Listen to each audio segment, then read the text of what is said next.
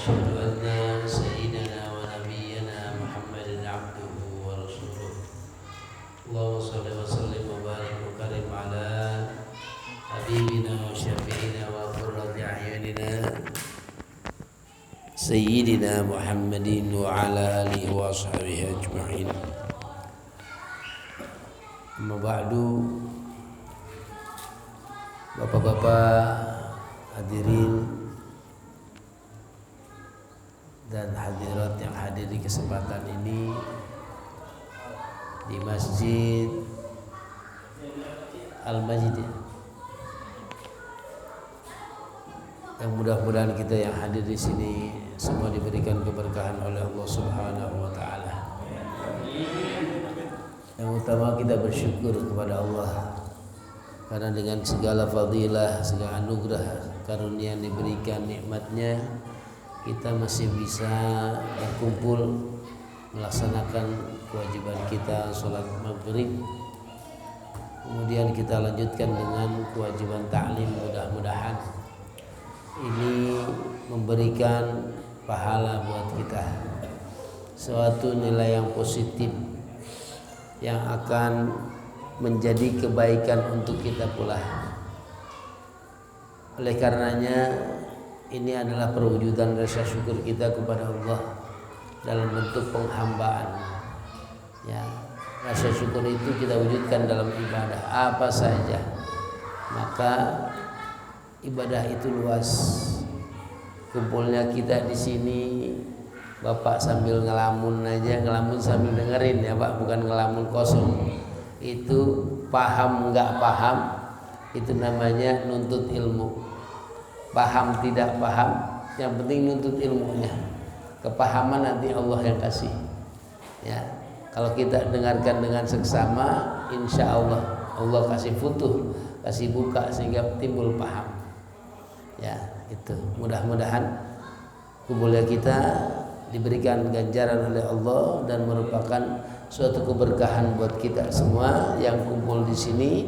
Mudah-mudahan meluas sampai kepada masyarakat komplek Batavia ini. Yang gak hadir juga mudah-mudahan mendapatkan keberkahan kita. Salawat dan salam semoga terlimpah curahkan keharibaan baginda alam yang mulia Nabi kita Nabi besar Muhammad sallallahu alaihi wasallam. Baik bapak-bapak, ibu-ibu sekalian hadir.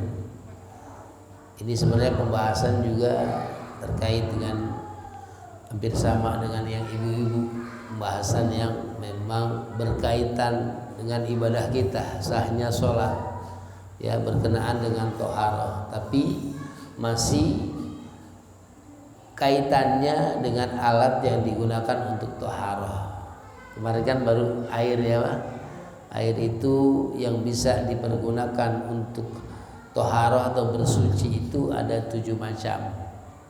Ya, nah dari 7 macam itu kan terbagi menjadi berapa? 4 ya Pak. Ya. Nah, dari 7 macam air itu terbagi menjadi 4 bagian. Di sini dikatakan tahirun mutahhirun ghairu makruhin. Ya. Wa huwal ma'ul mutlaq. Lalu wa tahirun mutahhirun makruhun. Wa huwal ma'ul musyammash. Lalu wa tahirun ghairu mutahhirin. Wa huwa ma'ul musta'mal. Wal mutaghayyiru bima khalatahu minat tahirat. Lalu yang selanjutnya wa ma'un najisin wa huwa alladhi halat fihi najasatun wa huwa dunal qullataini aw kana qullataini fataghayyara.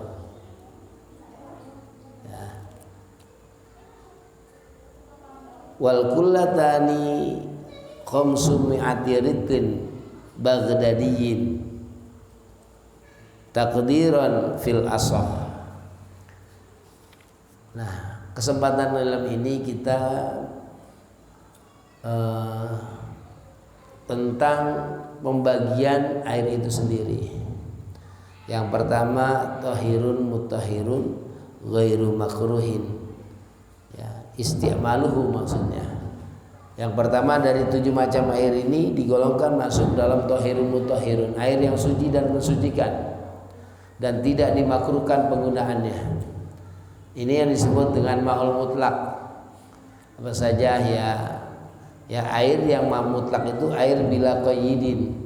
Kalau sudah masuk ember ya air ember, udah masuk ini air di botol, air gelas, ya itu mutlak dia, ya sesuai apa yang ditempatinya, gitu.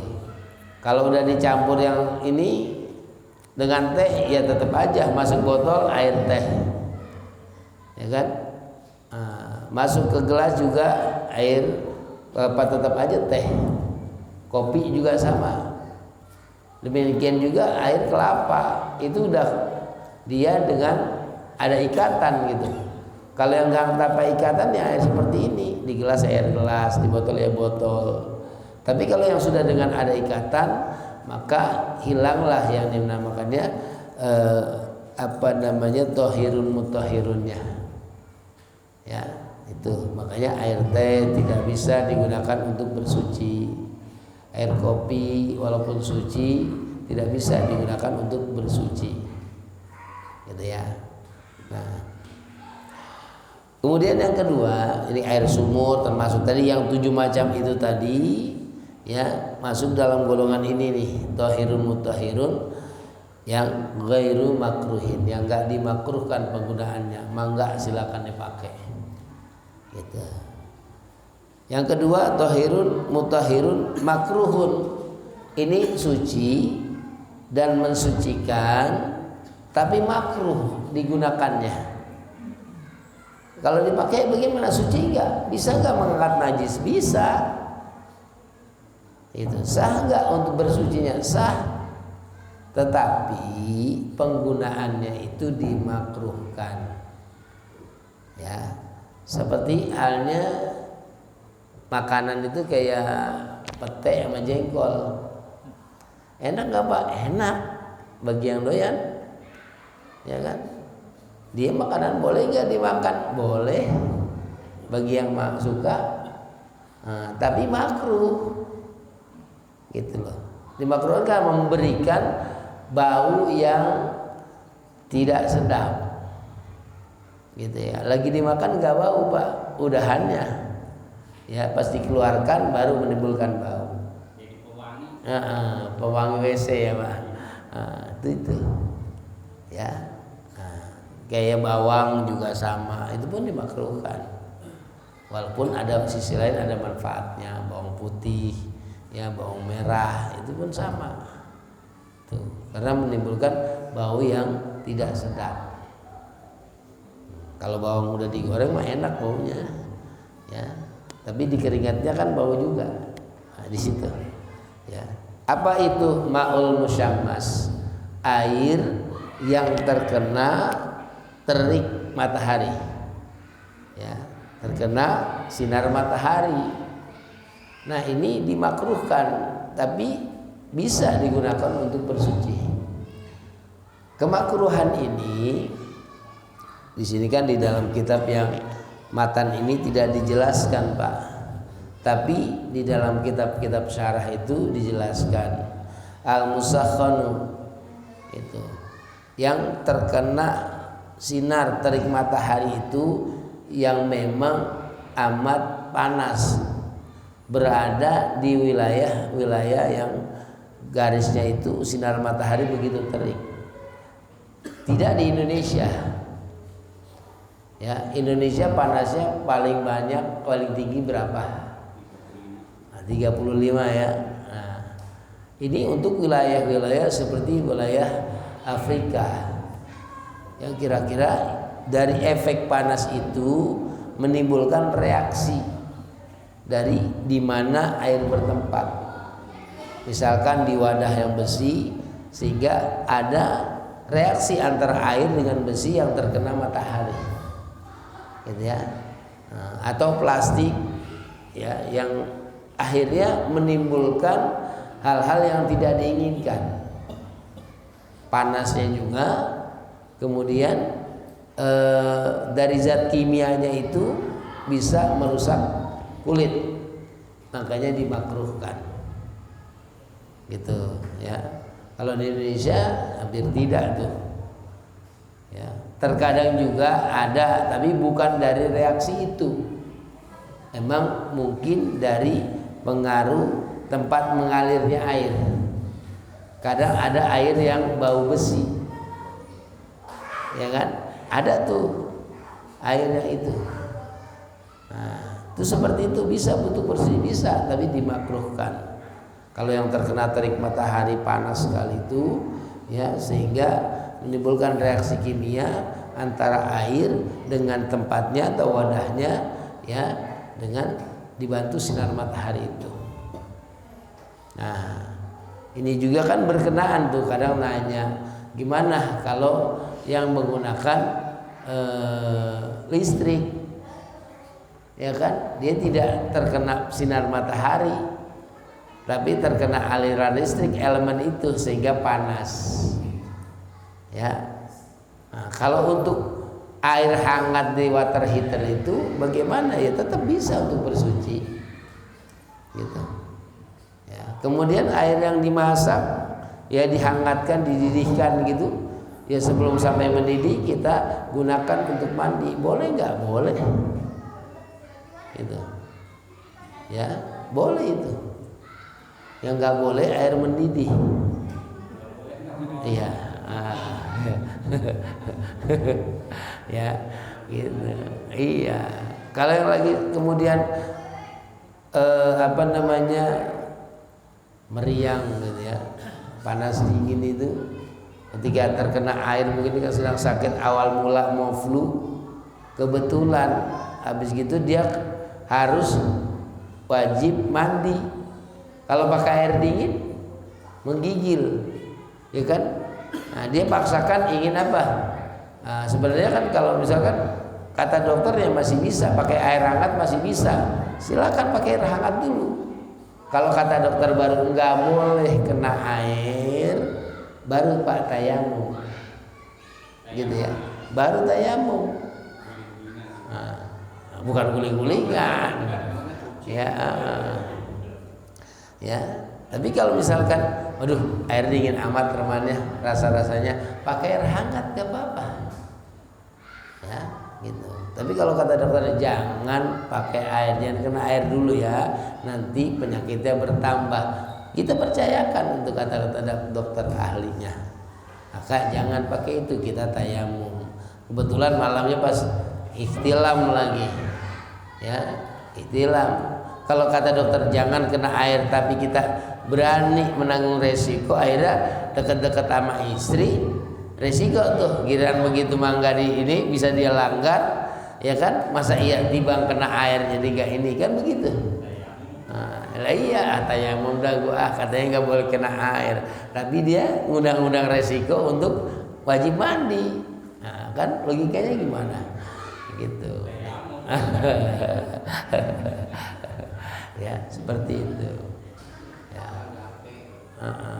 ya. Kalau misalkan permasalahan kan itu nggak boleh kena air, tapi sama istri senggol-senggolan, akhirnya sehat tuh pas lagi begitu, ya udah selesai sakit lagi, ya gimana ya, udah dianggap sakit Pak, ya tetap gimana hukumnya dia, hukum sakit kalau memang ini, ya gitu. Karena lihat ya kata dokternya apa yang lebih ahli ini, ya makanya kita kudu ini juga secara hukum fikih itu adalah hukum yang nampak, ya, yang zohir itu yang bisa dihukumin. Makanya Sayyidina Umar bilang nahnu nahkumu bizawahir, kita bisa menghukumi yang jelas-jelas nampak, artinya ada persaksiannya semua, apapun itu, gitu. Daya yang kedua mutahhirun tapi makruhun. Apanya makruhun? Yang yang dibenci, yang tidak diperbolehkan adalah di dalam penggunaannya. Tapi kalau digunakan gimana? Ya bisa menghilangkan najis, bisa menghilangkan hadas. Beda ya Pak, hadas dengan najis. Ya, kalau najis, ya itu ketika hilang zatnya najis itu, ya bisa dihilangkan dengan mengalirkan air pada najis itu, hilangkan najisnya dengan air, kemudian hilanglah najis itu, nggak perlu berwudu lagi. Tapi kalau hadas nggak perlu wujudnya najis, tapi apabila terkena pada seseorang maka dia bisa batal wudunya. Tuh hadas tuh, ya menyebabkan batalnya wudu karena sebab terkena hadas dia. Seperti apa? Seperti mengeluarkan angin. Ya bahasa ini umumnya kentut. Ya kan? Nggak ada zatnya kan dia, tapi dia bisa membatalkan wudu. Itu hadas. Atau bersentuhan dengan wanita yang ajnabiyah. Ya wanitanya kan nggak najis Pak. Tapi ketika bersentuhan maka dia terkena hadas, maka batallah wudunya. Kan itu. Ya, kita terkena air kencing itu najis. Kita cuci nggak perlu wudu, wudunya masih punya wudu. Tapi kalau kita kencing, kita yang mengeluarkan air seni, maka itu berhadas. Ya, sehingga wudunya batal. Atau tidak itu kita menyentuh kemaluan dengan telapak tangan, itu pun membatalkan wudu. Gitu. Jadi kita berhadas. Nah, di situ bedanya. Ya. Kita lanjutkan ke air, pembagian air lagi. Wa tahirun ghairu mutahhirin. Suci tapi tidak bisa digunakan untuk bersuci. Suci tapi tidak bisa dipergunakan untuk bersuci. Nah, ini yang disebut dengan wa huwal ma'ul musta'mal. Air yang sudah dipergunakan untuk bersuci. Air wudu nih. Air yang sudah kita gunakan untuk berwudu itu suci. Ya. Nah, misalkan kita masak buat minum, boleh nggak? Boleh. Gitu. Tapi dia tidak bisa dipergunakan untuk bersuci, wudu lagi. Bisa suci kalau jumlahnya banyak. Nah, ya. Nih air wudu nih, memang murni air bekas wudu, dikumpulkan lagi, dialirkan, lalu banyak sampai 2 kula lebih. Kalau cuma 2 kula sebenarnya ukuran minimal kan Pak 216 liter. Ukuran 60 kali 60 kali 60 tinggi 60. Itu minimal segitu. Ya. Nah, kalau kita punya toren 500 liter itu udah lebih 2 kula. Cuman orang-orang kita yang di kampung yang air banyak, kalau enggak sebab gede enggak afdol. Ya enggak 2 kulah gitu ya. Apalagi pesantren-pesantren itu 2 kulah, ya bukan 2 kulah lagi itu Pak. Ya, kadang ukurannya 2 meter kali 4. Dalamnya semeter ya lebih. Gitu. Nah, cuman kadang mengenai warnanya. Kadang dari air gunung warnanya kadang coklat, itu enggak apa-apa. Ya, atau airnya ada lumutnya yang timbul, itu pun nggak apa-apa. Ya, kita main ke ziarah ke Masjid Agung Sultan Hasanuddin Banten, tuh halaman depannya airnya mulai hijau tuh Pak. Ya, sebulan yang lalu saya main udah mulai hijau. Boleh nggak buat wudu di situ? Boleh. Air yang timbul dari lumut itu kan, nah boleh kita buat wudu situ. Tuh yang depan kolam depannya itu, gitu. Itu boleh ya, seperti itu. Nah, tapi kalau yang tahirun ghairu mutahhirin, suci tapi tidak mensucikan, tidak bisa digunakan untuk bersuci, adalah air mustakmal, air yang sudah dipergunakan untuk bersuci atau menghilangkan najis. Atau wal mutaghayyiru bima khalatahu minat tahirat, atau air yang berubah, yang tercampur oleh sesuatu yang suci. Ada air di ember, kemudian air tersebut kejatuhan botol minyak wangi, ya, maka air itu jadi wangi. Minyak wanginya kan suci, tapi itu nggak bisa digunakan untuk berwudu. Atau kejatuhan teh, ya, gitu. Ada air, ya kan, kejatuhan teh. Nah, kemudian dimasak lagi, jadi dah, ya, teh hangat. Ya, nggak bisa tuh untuk bersuci, ya. Iya, sayang daripada buat wudu minum aja, Pak. Ya kan, sayang. Itu untuk apa namanya, kalau ada air teh untuk bersuci salah. Tapi kalau air ini boleh. Air ini boleh. Ya. Air aqua kan dari penyulingan. Ya, disuling aja, nggak dimasak, Pak. Disuling aja, saring bisa buat minum.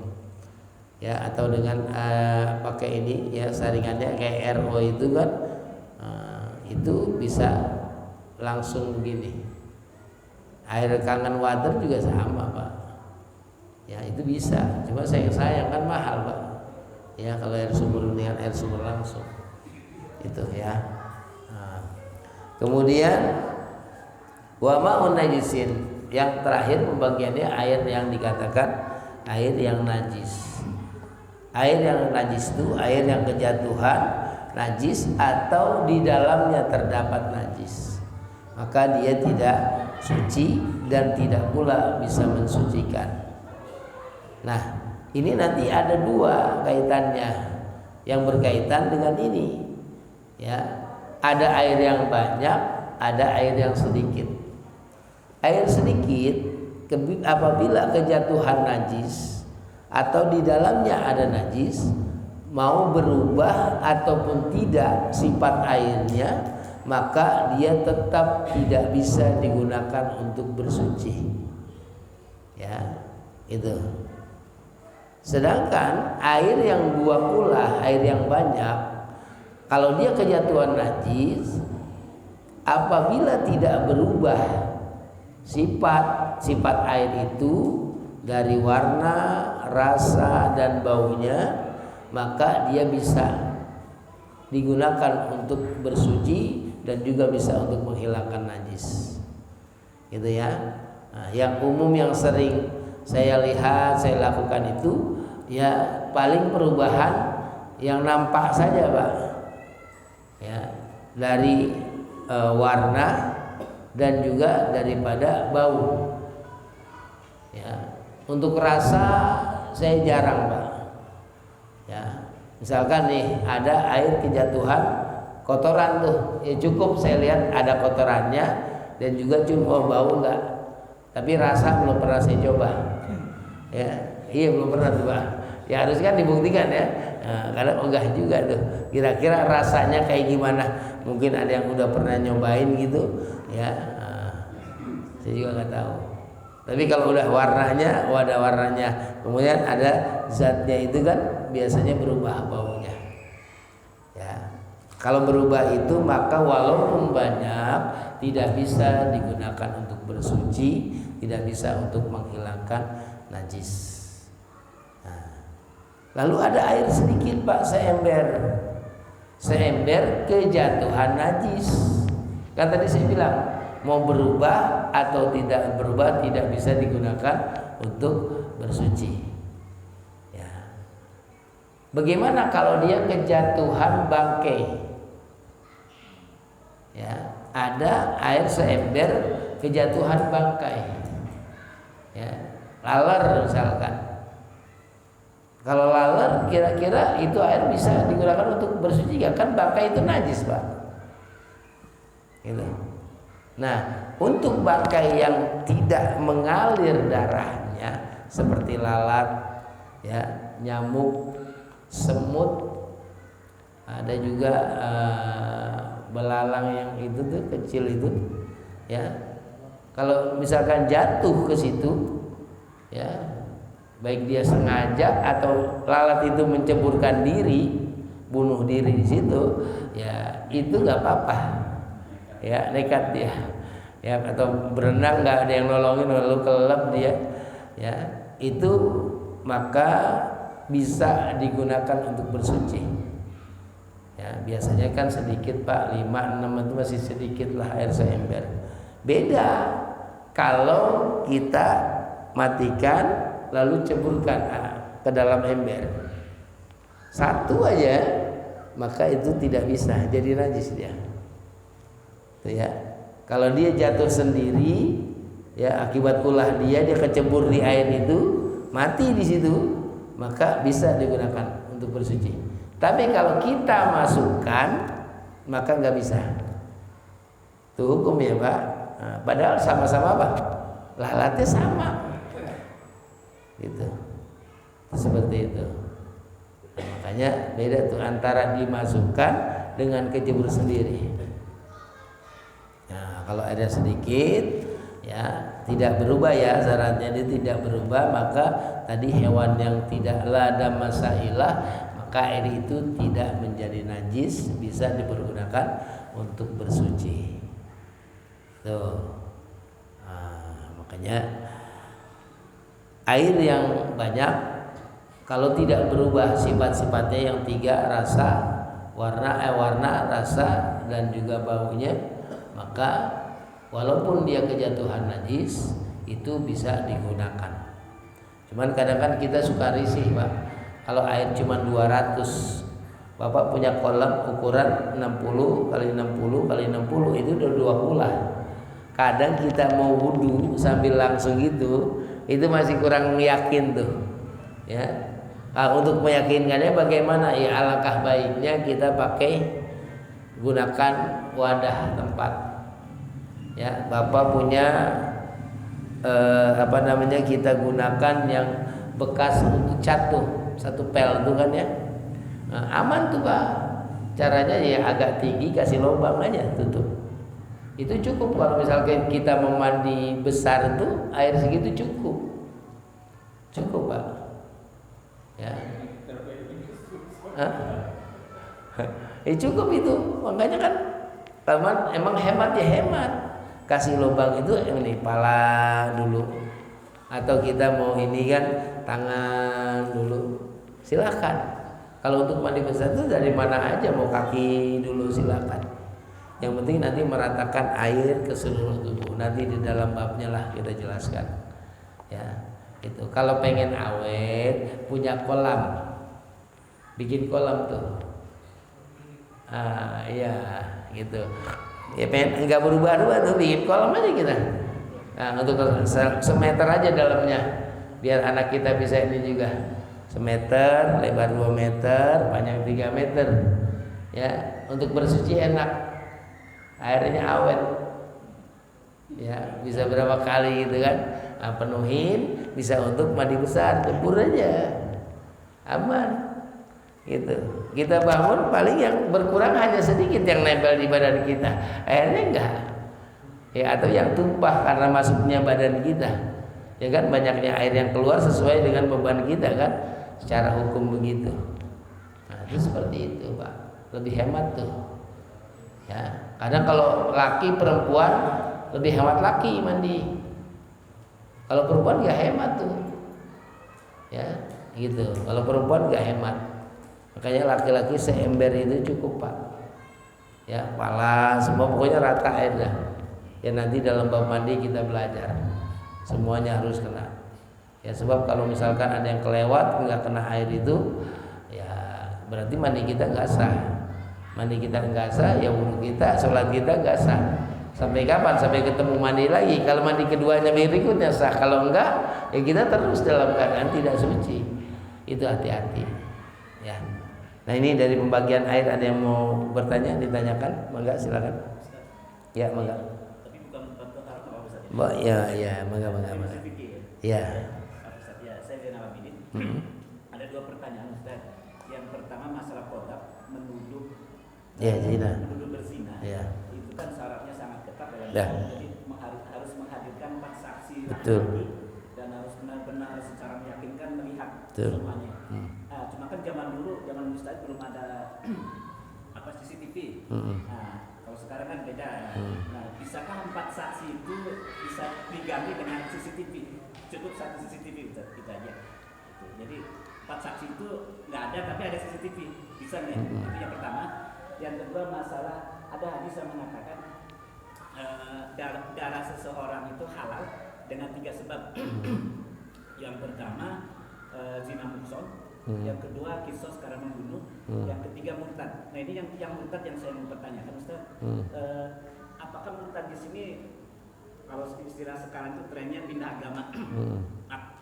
Atau apa sekedar pindah agama itu sudah kena bab murtad itu dan halal dibunuh? Atau murtad yang seperti apa yang dimaksud oleh hadis ini Ustaz? Itu aja Ustaz. Terima kasih. Ya, baik. Baik ya. Sebenarnya secara fikih, secara inian kontemporer ya, fikih kan tuh berkembang. Tetapi tetap tadi kan saya bilang nahnu nahkumu bizawahir, kata Sayyidina Umar. Ya, kita bisa menghukumi menurut data-data yang konkret yang ada.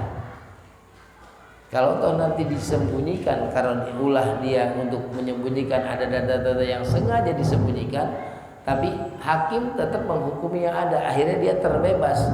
Ya, cara hukum dunia hakim tidak salah.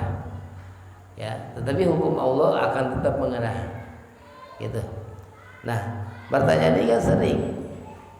Artinya ya tadi masalah persaksian itu.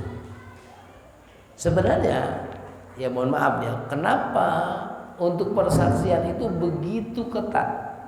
Begitu ketat dalam masalah qadzaf ya, untuk menuduh zina itu ya. Kenapa ketat? Nabi sendiri, sebenarnya Allah sendiri pun yang menyampaikan kepada Nabi sebenarnya ingin menjaga ya muruah martabat daripada manusia itu, sehingga tidak menggampangkan tuduhan. Ya, 4 orang saksi aja nih, ketika dia secara logika nih Pak, awas. Ya kalau kita perhatikan nih, hampir hukum ini sepertinya tidak akan terjadi. Kenapa? Ada 4 orang, harus 4 orang saksi Pak. 4 orang saksi melihat secara langsung. Ya, 4 orang saksi melihat secara langsung. Itu pun yang terjadi di sini, pernah nggak kejadian seperti itu? Ada juga udah orang berdua-dua, dia panggil temannya untuk dijadikan saksi supaya ngelihat kejadian itu. Salah nggak? Salah. Harusnya sebelum kejadian tegur. Nahi munkarnya di mana? Ketika dua-dua nih curigain, ngapain? Bubar. Ya. Harusnya kan itu dulu. Ngapain nungguin terjadi perbuatan zina? Nungguin 4 orang saksi sampai terjadi perbuatan zina. Waduh, kita saksinya 4. Ngintip namanya itu. Ya. Kalau udah ngintip nggak bisa diminta persaksiannya. Emang dia pengen melihat perbuatan itu. Secara logika aja udah gak bakal mungkin terjadi. Pas kita lewat berempat, ada apa tuh kresek, oh ada apa tuh kok rumput gerak-gerak. Akhirnya 4 orang ini lihat, oh lagi berzina. Itu baru sah. Kalau ditungguin yang seperti terjadi di rumah kos-kosan, ada orang datang 1, kemudian perempuannya datang, itu berdua. Harusnya tuh cegah dulu. Kamu mau ngapain berdua? Situ siapa? Ya. Sebelum terjadi udah tegur duluan. Ini sebelum terjadi ditungguin sampai terjadi baru digerebek, dibawa rame-rame, salah. Iya salah. Itu menyebab orang untuk melakukan perbuatan zina. Salah nggak? Salah. Pembiaran, betul Pak. Harusnya kan kita amar ma'ruf, ngajak kebaikan, nahi munkar. Wah, mau terjadi ini nih perbuatan zina, cegah. Jangan ditungguin sampai terjadi. Gitu ya. Makanya saksinya juga kan sembarangan. ketika ditungguin aja udah jadi fasik, sengaja membiarkan orang melakukan perbuatan salah. Ya, CCTV, ya kan? Ada unsur lain nggak? Bisa nggak dipergunakan untuk lain? Ya kan? Nah itu Pak. Ya, saking persyaratannya itu cukup ketat masalah ini tadi untuk menuduh zina, untuk bisa diterima tuduhan itu, maka hampir-hampir tuh kayaknya untuk tuduhan zina ini gini. Zaman Nabi nggak ada tuh yang terbukti itu. Mereka rata-rata begitu turun hadis tentang hadus zina, rata-rata mereka istiqor, pengakuan semua. Sahabatnya itu pengakuan dia. Bahkan Nabi bilang, tolong tarik pengakuan kamu. Tidak ya Rasulullah, karena saking takutnya sama taatnya, betul. Takut nanti azab Allah yang cukup pedih di akhirat, mendingan di dunia aja, walaupun resikonya mati. Kata Rasulullah, tarik kembali pengakuan kamu. Tidak ya Rasulullah. Hampir 3 kali tuh. Itu suruh tarik, jangan ngakuin, jangan ngakuin. Tetap aja. Akhirnya dijatuhilah hukuman ranjam itu. Dijatuhilah hukuman ranjam yang cambuk ataupun ranjam yang disambit sampai mati. Gitu Pak. Ya. Itu seperti itu. Makanya kalau tadi CCTV bisa nggak dipergunakan? Sebenarnya bisa. Ya, tapi pencegahannya bisa nggak? Hotel itu menyewakan kamar inapan, ya kan? Bisa nggak tercegah perbuatan zina? Bisa. KTP-nya mana? Bapak siapa? Mana buku nikahnya? Sekarang ada kok Pak, masukin aja tuh, udah canggih. CCTV canggih, ngecek data juga canggih. Gitu. CCTV kan canggih, lah ngecek data juga canggih, masukkan ke ininya. Siapa dia, suaminya, istrinya, ketahuan. Sama juga vaksin, masukin KTP, udah vaksin belum? Kan begitu. Jadi bisa nggak tercegah? Bisa. Kalau dibiarkan sengaja terperangkap CCTV, ya kan? Gitu. Kan CCTV adanya di mana? Di kamar-kamar hotel. Ya, jarang Pak CCTV di semak belukar. Ya, di kebun kosong. Nah itu dia. Ya. Kalau toh ada itu penyengajaan, pengen cari ini kali gitu. Bisa dibuat konten ini. Itu kan niatnya udah tidak baik kan akhirnya. Gitu ya. Jadi hampir kalau secara hukum itu tidak kayaknya untuk hadu qasam dengan cara itu ataupun ini tidak diterima persaksiannya gitu. Walaupun sekarang ada yang bisa, ada berbeda pendapat, bisa diterima. Itu khilaf ya Pak. Yang ini ada yang menerima, ada yang tidak menerima. Tapi tadi kalau memang tadi ada sifat, ada indikasi ingin menjebak, maka tetap persaksian itu tidak diterima. Gitu. Ya. Tapi kalau untuk indikasinya kecolongan bisa tuh. Ya, seperti itu. Nah, satu ya, Pak. Yang kedua tadi kan diantara yang halal darahnya. Gitu. Satu adalah orang yang zina muhsan. Zina muhsan adalah orang yang melakukan hubungan suami istri yang bukan dengan pasangannya, dan dia sudah pernah melakukan akad nikah. Bahasa sekarang perselingkuhan. Tuh. Gimana? Itu tadi kan saya bilang, kalau pada wilayah-wilayah yang ditetapkan hukum Islam. Oh siapa? Yang menetapkan halal darahnya bukan perorangan, tapi qadhi. Ya, hakim yang diangkat untuk menyelesaikan masalah itu di satu wilayah atau negara. Nggak bisa kita main hakim sendiri. Kemarin di Madura ada itu yang sampai tangannya dibuntungin, ini kakinya dibuntungin. Lebih sadis Pak. Gara-gara perselingkuhan. Kalau begitu menjalankan syariat enggak. Ya. Lalu menghilangkan nyawa gitu dosa enggak? Dosa. Siapa yang melakukan itu? Ya. Itu karena itu hakim sendiri. Kecuali di wilayah itu ada memang hukum adat yang diangkat untuk sebagai penetap hukum. Ya. Nah, dan itu pun harus sesuai dengan batasan-batasan orang yang diangkat itu menjadi hakim. Enggak sembarangan. Oh, presiden waliul amri, entar dulu. Ngerti apa kagak? Gitu. Pak Jokowi menetapkan, oh sekarang tanggal 1 Ramadan misalkan gitu. Dia ngerti kagak? Kecuali ada tim ahlinya. Lalu dia menetapkan, enggak diterima. Aceh bisa. Hah? Kalau di Aceh bisa juga. Ya, di Aceh memang kalau menggunakan itu sesuai enggak hukum syariat Islamnya.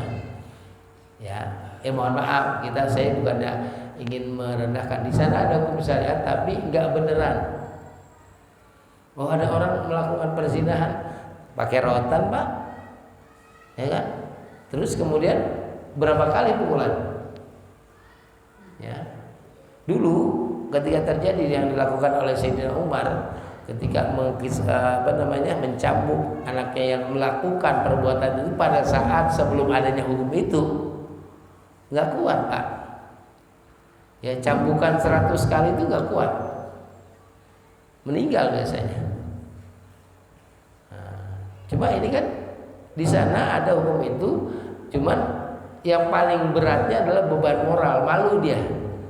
Ya, dicambuk pakai rotan beberapa kali itu, pakai mukena gitu, ya. Kemudian di depan umum sakitnya nggak kerasa, Pak.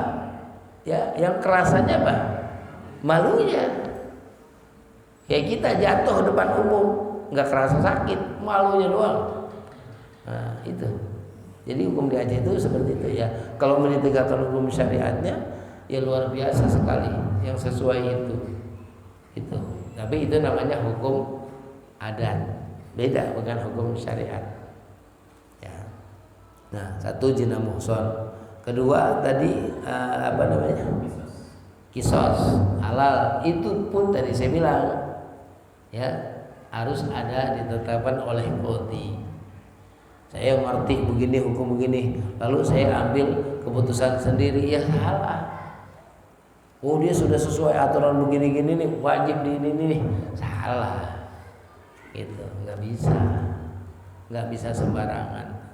Ya harus ada qadhi yang mumpuni, yang ini sesuai kriterianya, lalu diangkatlah qadhi. Kalau dia mengeluarkan hukumnya dan dia nggak berani sembarangan dengan syarat-syarat tertentu. Nah, lalu murtad, itu bahasa murtad riddah itu sendiri. Ya, nah, riddah itu sendiri kan tadi yang udah di mana dikasih gambaran ya seperti itu. Kalau murtad yang pada umumnya ya namanya murtad itu pindah keluar daripada agama Islam. Gitu. Nah, di sini kan bahasanya dia adalah halal darahnya. Ya kan? Nah, ini bahaya juga nih. Ya, bahaya juga. Nah, artinya apa, Pak? Artinya tetap tadi saya bilang dalam masalah-masalah hukum nggak bisa kita sembarangan menjatuhkan itu tanpa adanya qadhi. Halal darahnya di sisi mana? Ya, itu. Makanya juga sembelihan potongan ini orang murtad nyembelih, Pak. Itu jadi bangkai, Pak. Orang murtad nyembelih jadi bangkai, Pak. Tuh, hati-hati. Bedanya, sebab disini contohkan seperti sembelihannya orang yang murtad. Maka binatang yang disembelih orang yang murtad itu seperti bangkai. Artinya penyembelihannya juga nggak sah. Ya, maka dia kalau diberat halal darahnya itu bukan berarti kita wajib ini yang dibunuh gitu. Itu tadi ya. Untuk ketentuan itu perlu ada kondisi tertentu. Ini kan bahaya. Kalau murtad dia pindah ke Kristen. Iya. Sedangkan sembelihannya ahli kitab termasuk Kristen kan kalau nggak salah boleh. Jadi murtadnya pindah ke Iya, begini ya. Ketika ahlul kitab boleh ya kitabiyin selama penyembelihan itu bukan untuk sembahannya. Maksudnya ketika penyembelihan itu bukan untuk sembahannya, tapi emang untuk konsumsi. Karena syarat penyembelihan dari segi ini ya kan berbeda nih Pak. Awas nih ya, ada dua pendapat nih. Ada yang menyatakan dengan menggunakan bismillah itu adalah menjadi syarat sahnya sembelihan. Ada yang menyatakan itu sunnah saja. Yang penting satu ada alatnya. Alatnya untuk menyembelihnya itu benar-benar tajam, benda yang memang biasanya untuk menyembelih, pisau ya. Kemudian putus urat duanya. Ya kan, maka dengan ininya sudah ada itu sah secara penyembelihan. Ketiga, penyembelihan itu tidak digunakan untuk berhala, ya, gitu. Ya. Atau misalkan untuk Yesus, ini sembelihannya untuk Yesus nggak sah. Tapi kalau sembelihan hanya untuk dimakan, tuh boleh, gitu ya. Ini bagi ulama yang tidak mensyaratkan bismillah. Kalau yang mensyaratkan bismillah itu mutlak. Ya, kalau bukan orang Islam maka sembelihannya enggak sah. Ya, gitu. Misalkan kita kayak impor daging impor tuh, rata-rata mereka itu yang motongnya itu sisanya yang motongnya orang